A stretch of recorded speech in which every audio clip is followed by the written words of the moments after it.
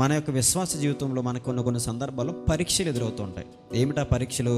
లోకంలో మనం విశ్వాస జీవితంలో కొనసాగుతున్నప్పుడు మనకందరికీ వచ్చే ఆలోచన ఏంటని అడిగితే, పక్కవారి యొక్క ఎదుగుదలను చూస్తూ ఉంటాం. మనం పక్కవారి యొక్క అభివృద్ధిని చూస్తూ ఉంటాం.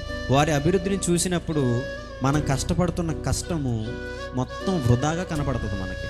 మనం ఏదో ఒక అంశం పెట్టుకుని మనం ప్రార్థించినప్పుడు, ఫర్ ఎగ్జాంపుల్ ఒక ఇల్లును మనం కట్టాలనుకుంటున్నప్పుడు మనం కట్టాలనుకుంటున్న ఇల్లును గురించి మనం ప్రార్థించినప్పుడు, మనం ప్రార్థించిన దినమన్నిటిలోగా ఈలోపు మన పక్కన ఉన్నవారు ఒక ఇల్లుని కట్టేసే ఉంటారు. మనం చూస్తుండగా, మనం మన ఇంటి కోసం ప్రయత్నిస్తూ ఉండగా, దేవుని దగ్గర ప్రార్థన చేస్తూ ఉన్నప్పటికీ మన చుట్టుపక్కల ఉన్నటువంటి ఏ ఒక్కరి యొక్క నిర్మాణమైన చూసినప్పుడు, మనకంటే ముందుగా కట్టడం జరుగుతున్నప్పుడు సాధారణంగా లోకంలో బ్రతుకుతున్నాం కాబట్టి సాధారణంగా మనకి ఏమనిపిస్తుంది అంటే, అరే ఏంటి, నేను దేవుని దగ్గర ప్రార్థన చేస్తున్నాను, దేవుని దగ్గర అడుగుతున్నాను, ఇంకా నా యొక్క ఎదుగుదల, నా యొక్క అభివృద్ధి దేవుడు ఎందుకు నాకు ఇంకా లేట్ చేస్తున్నాడు అని ఆలోచిస్తూ ఉంటాం. అయితే మనం అందరం అర్థం చేసుకోవాల్సిన విషయం ఏంటంటే, దేవుడు అన్యాయస్తుడు కాదు. దేవుడు మనం అడిగినది ప్రతి దాన్ని కూడా ఇవ్వడానికి సంసిద్ధంగా ఉన్నవాడే. అందుగురించి ఆయన అంటున్నాడు ఏమిటంటే, మీ పరలోకపు తండ్రి తన్ను అడుగు వారందరికంటే ఎంతో నిశ్చయముగా మంచి ఈవులను ఇస్తాడు. అయితే మనం ఏం చేయాలంటే, దీని అంతటికి కూడా ఒకటే ఆన్సర్ ఏంటని అడిగితే, మనుషులు మీకు ఏమి చేయవలనని మీరు కోరుదురో